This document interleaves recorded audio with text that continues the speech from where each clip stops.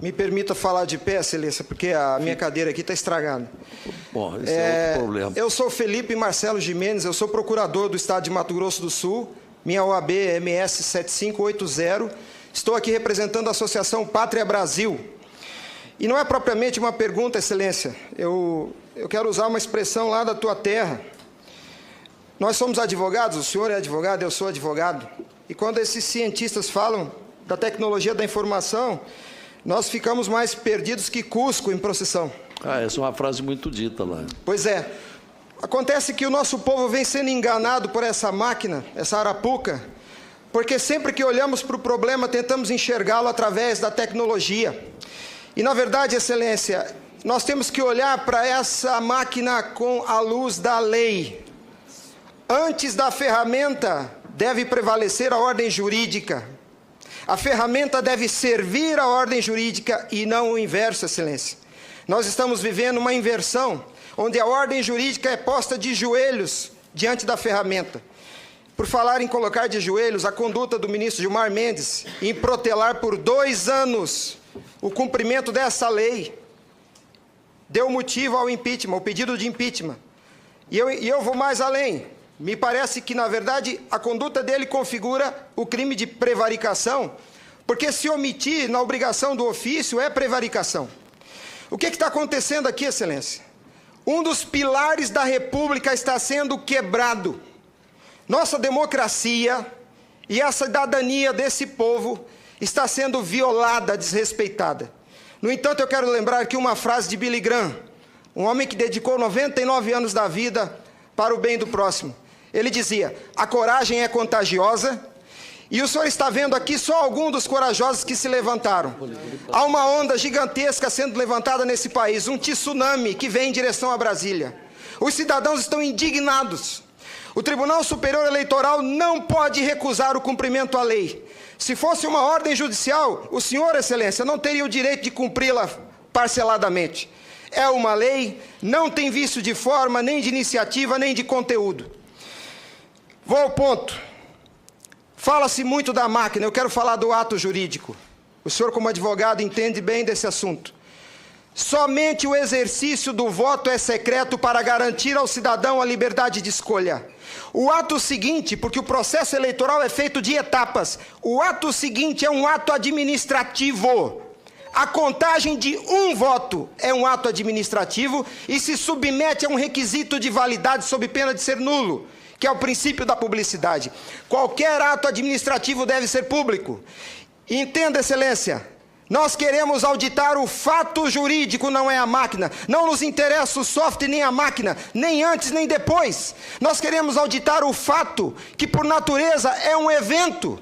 O evento se perde, por isso a necessidade de dar corpo físico ao fato da contagem do voto, para que se conheça, para que se cumpra o princípio da publicidade, porque a publicidade é erga omnes, é para todos os cidadãos, não é só para o eleitor que olha no visor. Essa contagem do voto deve ser feita para que todos os cidadãos tenham a oportunidade de fiscalizá-la, e não é a contagem de milhões de votos, é a contagem de um voto, de cada voto é um ato administrativo, e será nulo se não for público. Há vários princípios constitucionais que vêm sendo quebrados desde que a Sarapuca foi inventada lá em 97.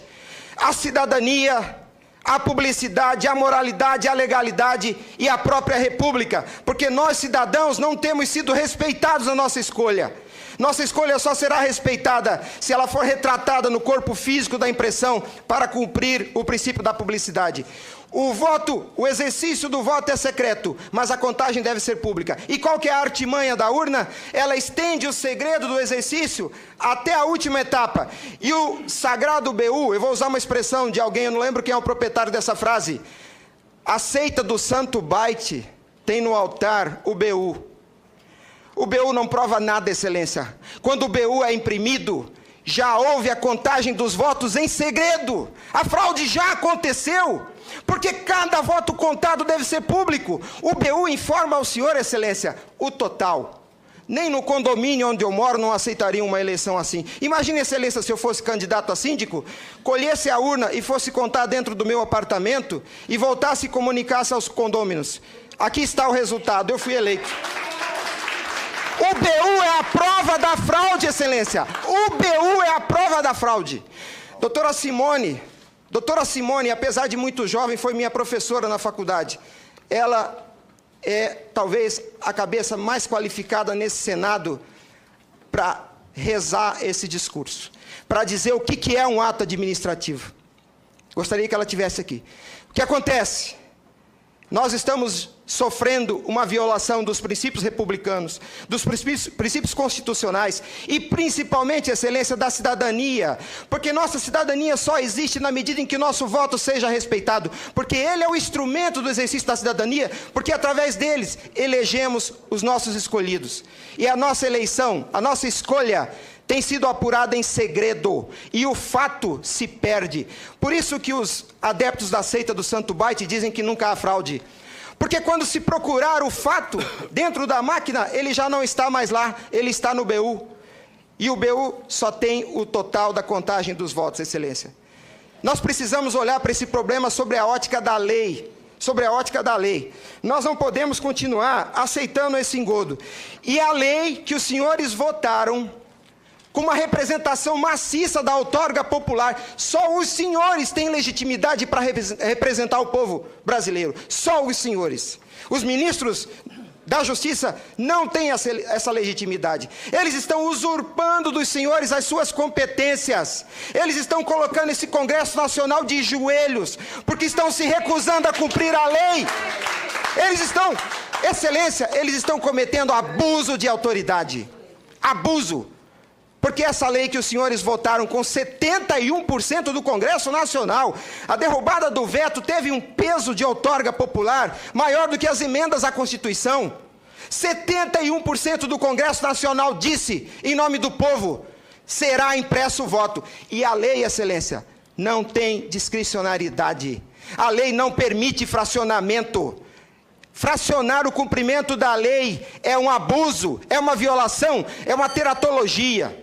Não há possibilidade de se fracionar o cumprimento da lei. Imagine o senhor, se o senhor fosse sujeito passivo de uma ordem de Gilmar Mendes, se ele aceitaria ouvir do senhor o seguinte: ministro, eu vou cumprir sua ordem, um pouquinho a cada ano.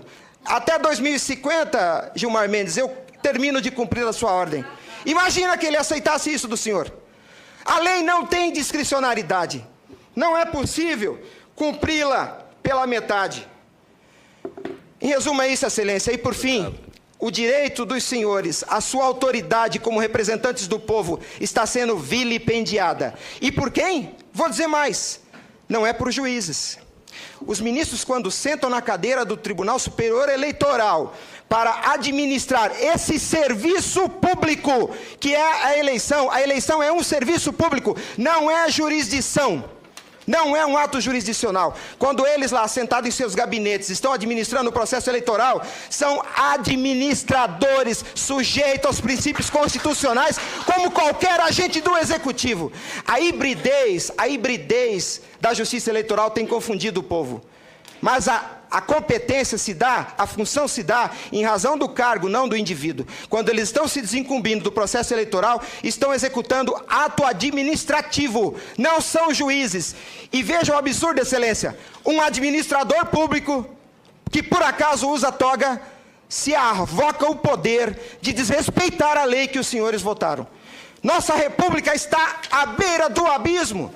Se os senhores não se colocarem em pé e defenderem a sua legitimidade da outorga e aceitarem esse abuso de autoridade, acabou a república, excelência.